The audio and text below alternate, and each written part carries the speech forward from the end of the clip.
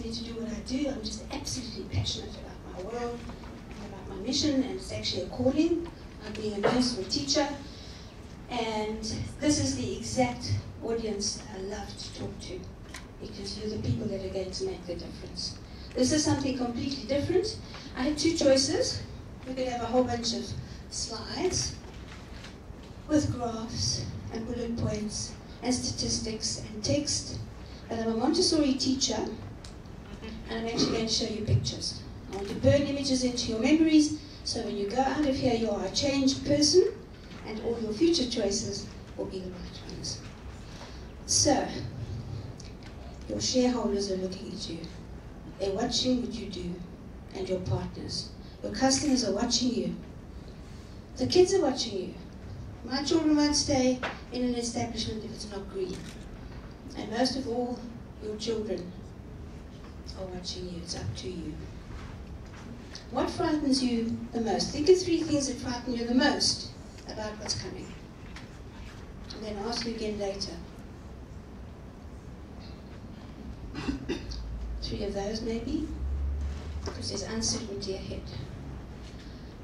The planet, it's 4 billion years old. In the last 500 years, we have used up so many resources. We will need 2 planets within the next 50 years. If we all want to live like the Americans, we will need 5 planets within the next 50 years. So this is what we're leaving our children, and this is what they're going to say. And this is what they're going to say. Because time is running out. So I'm going to tell you 3 stories. People remember stories. The first one is going to be my story. I want you to know why at the age of 73 I'm standing here and not playing bridge and drinking tea in a retirement village. I've never worked so hard in my life, I've never had so much fun. But I am angry and I am tired because it's taking too long. What? The second story will be their story. Everything out there, the animals and the plants that we are responsible for. And the third story is going to be your story. How? So we're going to do the what, why. People will not change until they know why. And then when you leave here, you will know how. My story, I grew up on a very ordinary farm in South Africa. My granny, we had everything. We had cattle, we had sheep, we had chickens, we had millies, we had sunflowers, we had peaches, we had vegetables, we had no electricity. We had no flushing toilet. I'm actually that old. And we'd never seen plastic. I left there and went to London. I actually got into trouble with the apartheid government, and I walked out in a huff when I was teaching. I went to London, and what did I see? Went to look for a guest house. I mean, a bed and breakfast. Bedsit, I'm telling lies. A bedsit. What did the sign say? Room to let? No blacks or Irish. So, eventually ended up in California. In the 70s, 60s, right in the middle of the hippie era. We were very environmentally conscious. I worked for environmentalists, the EPA, and that's where my journey started. We were very green, we were worried about population, deforestation, and we grew our own veggies. We grew wonderful organic herbs that we inhaled joyously. I had to teach my children how to smoke weed because I bussed them one day when I came home. My boy's a doctor of physics, and his friend's an environmentalist specializing in DNA in Scotland Yard, so they didn't become drug addicts. Came back to South Africa and found myself doing all the purchasing and contracts with the Southern Sun Hotel Group. I absolutely hated it, but I had to educate my 2 children on my own, a single mum. Our first big development was the convention centre, and we tried to make that green, but this was long ago, 2000. We were ahead of our time. I was determined to take my purchasing manual. I did all those contracts, all those departments for 82 hotels for 15 very long years. And I wanted them to start thinking more responsibly. And it became my life's mission to find a greener version of absolutely every single thing in my purchasing manual. The first delegates at the convention centre was the Earth Summit, and the managing director said, we're not taking anything. All these environmentalists are staying in our hotels. And someone said, go and ask the little green queen on the 3rd floor, who just had this ordinary job, to implement recycling. There were no recycle bins in those days. Nobody had heard about it. But you know, the universe sends you people, and a young man came into my office, Yaki was his name, and he said, you've got to do recycling. I said, yeah. I said, we've tried, but there's not time to train. We have to train the staff. So he said, you know, I've got a bakkie. I've been retrenched, so he's a little truck. And let me help you. So he did an audit of the hotels. He was way ahead of his time. And he said, you know what? People are lazy. They're not going to separate waste. Let's just do wet and dry. And that is the solution for Africa. It's the simple solution. This separating at source doesn't work. But he picked up the dry every day. And he built a little conveyor belt, not fancy like that, and he pulled people off the street every morning. And he said, you pick out all the paper, you do all the glass, and so on. Console and people like that picked up this waste, paid him, and he gave these people money. And eventually that woman managed a whole warehouse, baling an industrial baler for paper. Huge success. So I did a lovely report with graphs, sent it upstairs, and nobody took a blind bit of notice. Because when you're short, I used to be blonde and middle-aged. My generation, I think it's still the same. I was invisible in the boardroom. I'd say something, and a man would say exactly the same thing, and I'd go, very interesting, not listen to me, so I changed my attitude. And Aristotle has a triangle of persuasion, which is ethos, logos, which is the logic, and pathos. So I use the pathos now when I talk to big corporations. I don't talk to those shareholders, I talk about their children. Once you've got through that message, that's what they have to worry about. That's when you start winning hearts. So, because it's very discouraging. People see the money side of it. One of our top know exactly what's happening, what is driving the change. Sustainable and ethical food, the new trend in experiential tourism. And it's the kids that are leading the way. Sustainable and ethical food. This is dinner, how dinner used to be. This is the fatty foodie, where we had nouvelle cuisine. These are the picky patrons, the nightmare of any chef and any waiter, because people are becoming so fussy. You can have a dinner table with a vegetarian, a vegan, someone who's diabetic, someone's got high cholesterol, someone who's overweight, and someone who's eating banting is a new kind of diet we've got in South Africa. And chef has prepared his meal, and you expect him to change to suit you. So you find something on that menu, or you bring your own, what we call sissy bag. Bring your own food to that poor restaurant. Now we've got what we call the conscious consumer. This new technology, mindful. You have to be mindful and conscious. To me, what is the opposite? It's unconscious. So it means being aware and sensitive, and I think being compassionate is the word they're looking for. People doesn't want to kill forward. So let's get back to our picky patron. Food fads, that poor chef. Allergies, look how few allergies there actually really are. And that menu's got to say contains no nuts or the ingredients on the container. Additives. I went to a training session by Unilever on their sauces to the waiters. So the waiter knows what's in those complicated sauces in case someone's going to be allergic to something. So why not just cook food fresh? Let the waiter be in the kitchen with you and see what's actually in that food. All these diets. My favorite is the last one, lemons for breakfast. We have 14, so by the time your mouth unpuckers, lunch and dinner are gone. So this is not about going green. This is not about energy, water, and waste. This is not about healthy eating. This is not about fad diets, and I'm afraid to say, this is not about you. This is about compassion, empathy, and responsibility, sustainability and ethics, our fight against industrial farming, and the ownership by the big corporations. In a nutshell, it's about animal welfare, fair treatment of the growers and the producers, protection of biodiversity, either that or that, either that or that.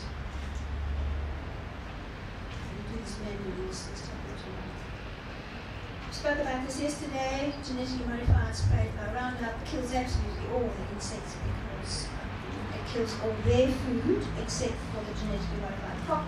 And the one on the left with all the insects is our botanical park in South Africa where all the insects are alive and well. This is a book that we followed in 1962. It's called The Silent Spring. DDT was everywhere. My granny sprayed our whole farmhouse with DDT to get rid of flies, and we didn't die, and I tell you it was so dangerous. And she picked up that the insects were dying. Once the bees and the insects are gone, we can't have fertilization. And this is our 4 pillars. Look how terribly neglected the ecology is. So this is just a nice summary of what ethical food is all about. We're not here to save the planet, because governments don't actually care. The corporations don't care, and unfortunately, I'm afraid, even nature doesn't care. So we're not going to save the planet. We have to try and save the future for our children. Quick history. Who wasn't here yesterday? Who? So I won't go over this again. I grew up on a farm, a very ordinary farm. We had a little bit of everything. We had no electricity. We didn't have flushing toilets. We'd never seen plastic. Then I ended up in California. Vitamins. She discovered vitamins. And I tell you, aside from sex, rock and roll, and drugs, we are going to live forever because we're all advocating veggies. Those guys, you're going to have to beat them to death one day. Then we had Woodstock, and we had Free Love, and these were our sexy organic gardeners, God help us. But anyway, we were very anti-Vietnam. We marched, we got into terrible trouble. We marched against anti-establishment. And you know, we got shot. Kids think they know about protesting. We know about protesting. They shot 4 students at Kent when I was there. It was all about love and peace and good things. We had wonderful brownies. Some of them were vegetarian. And this was our whole ethic. You know, the age of Aquarius, we were so positive, we were so idealistic, but something went wrong.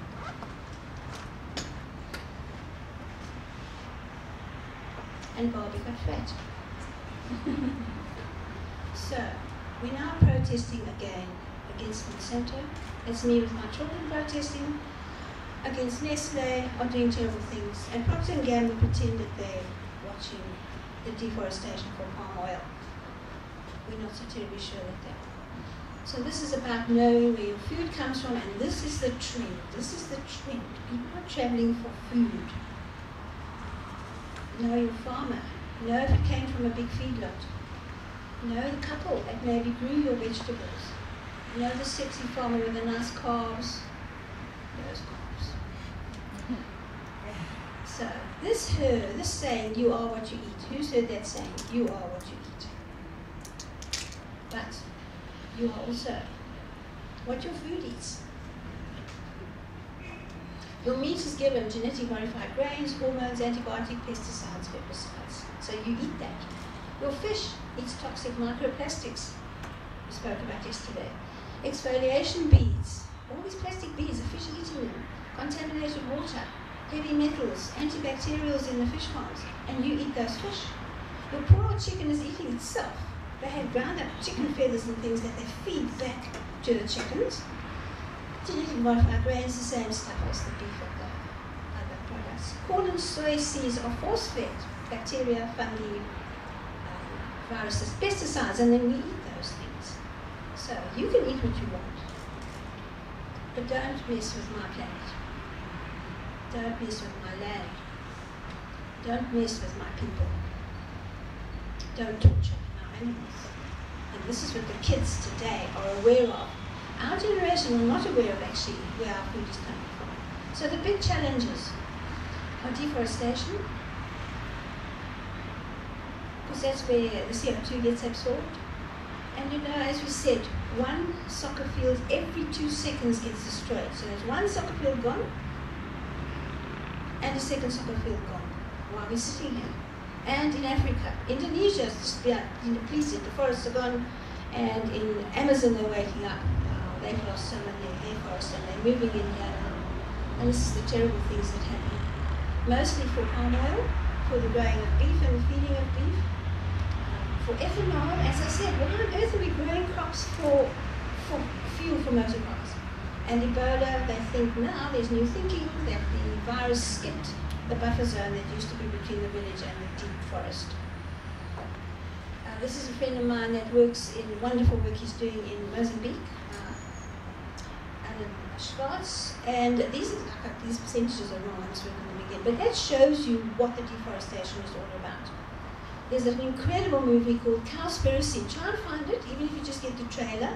It is absolutely fascinating. It's a cover-up of how much of the deforestation is actually for meat, for McDonald's.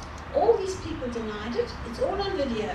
You can see how embarrassed they are when the journalist interviews them and they actually can't answer. All on the video. This is one of the nuns that was supporting them, and they shot her.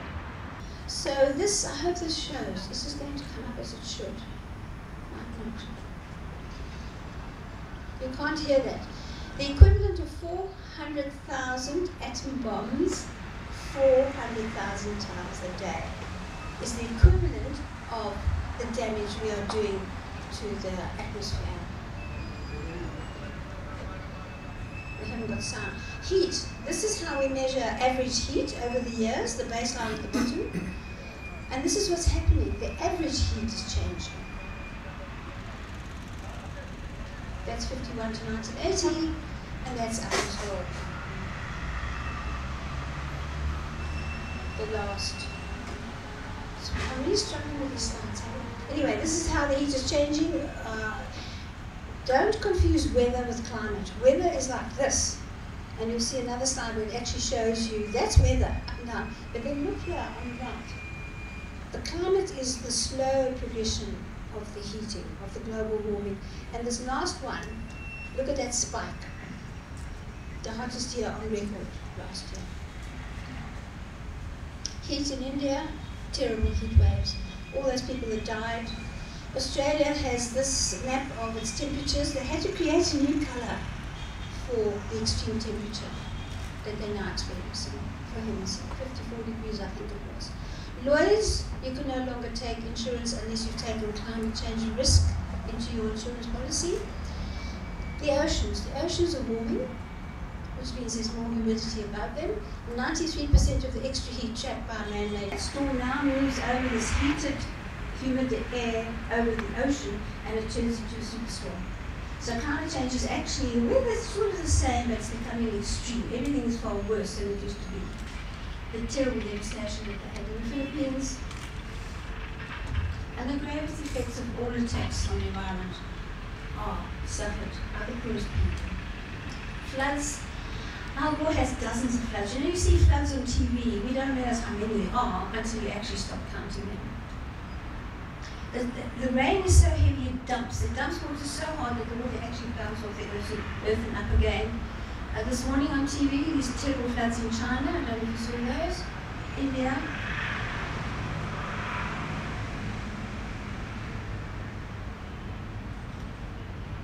Mozambique. Morocco. Tanzania. Just to show you, Mali, Somalia, Niger, Argentina, Greece, Texas Republic, Texas, last year. Here the gas companies got flooded, we were quite glad actually. Scotland, believe it or not, England, Bolivia, these are a fraction of the size, Baltimore and Kenya. These were terrible, these were just this year, I believe.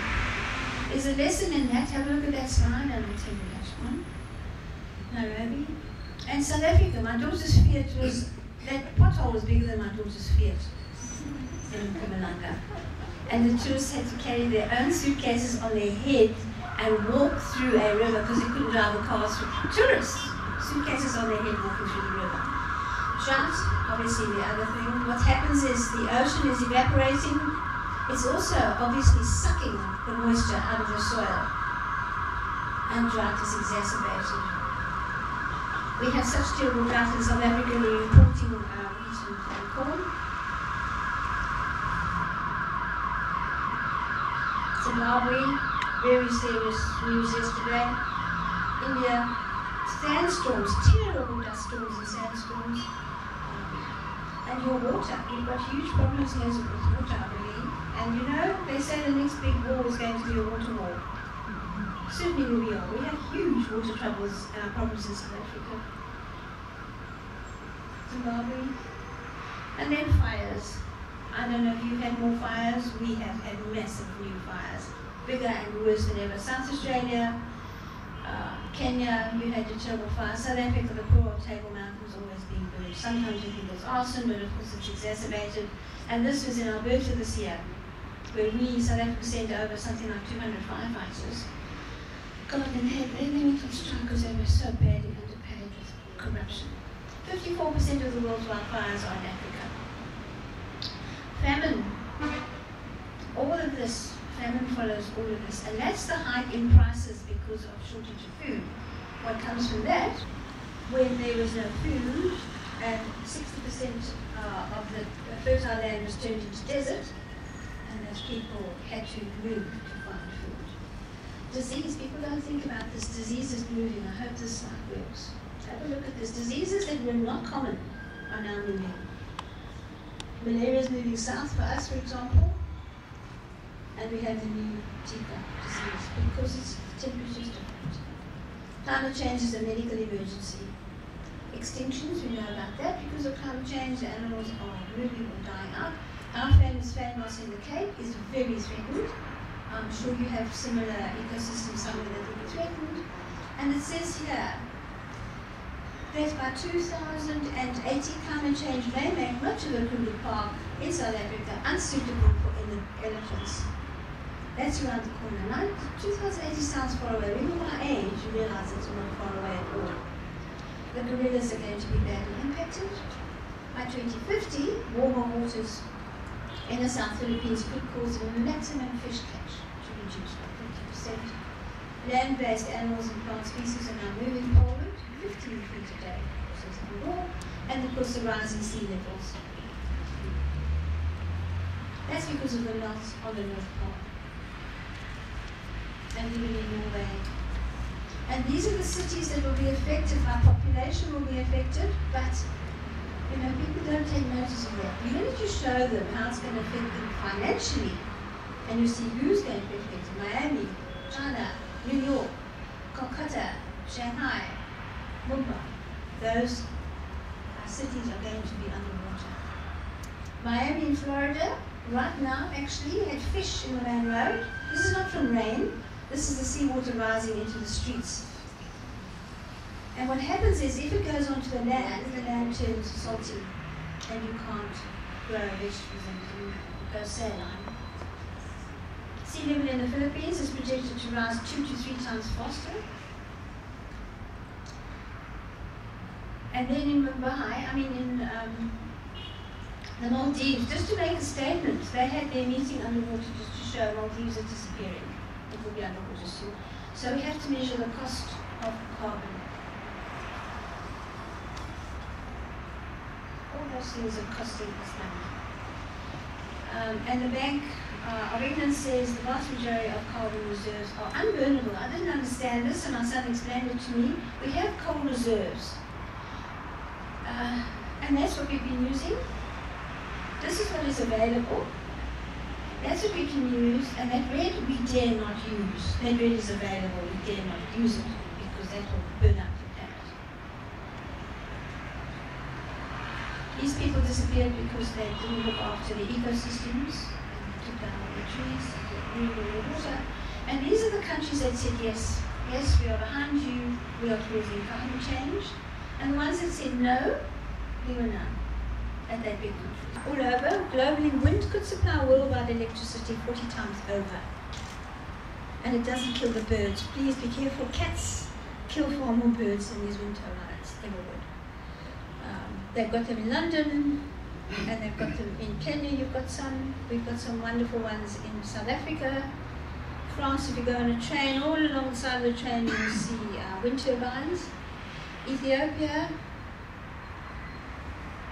they're expensive to put up, but they pay for themselves in no time at all. Those are ours in the Cape. And this man here, in Malawi, went to the library, found some books, and with scrap metal, he built a wind turbine on his farm. He now has 3, and he supplies all the electricity to his village. Solar installations are going up, PV solar, photovoltaic, and again the price is going down.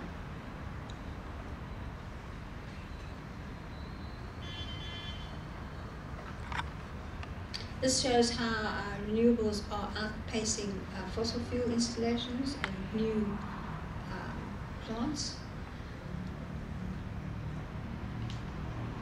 Is there any precedent for such a rapid adaptation? Is there anything that's ever happened before that you can think of that has grown way beyond any expectations? You know what it is? It's cell phones in Africa. God, these graphs are so slow. I'm so sorry. I'm pressing this things and I'm blue in the face and they're not moving on. Here's the graph. In Africa, look at that. Cell phone growth elsewhere is the blue, in Africa is the green. We can do this in Africa with solar. These are pay-as-you-go, inexpensive to install, and you only pay for what you need. And these are all the wonderful solar farms that are going up all over the place. Costa Rica, Chile, even the Vatican City. Look at this. Look at Chile's solar market. I hope this works. Let's have a look. Absolutely amazing, just because the people want it to happen. The graph goes right off this slide. Philippines, Vatican, they're not doing that yet, they're planning to do it. Every hour, solar energy could supply the world's needs for a whole year. These are the countries that had actually committed to making significant changes.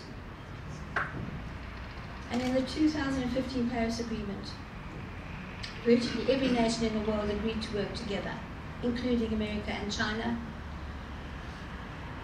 I hope they stick to it, like the Kyoto thing, they didn't really. Pollution. I have a friend who lives in China. She opened a Montessori school there. If I hadn't remarried in my 16s, girls, I would have been there with her. And she hadn't seen the property across the road for 3 months. She couldn't see the house across the road because of the pollution, and she hadn't seen the sky, blue sky, for something like 6 weeks. The pollution is phenomenal. You have to drive around with a mask. At the present time, Beijing is not a livable city. No more coal. And this is what's happening in America. Proposed, defeated, retired, and actually shut down.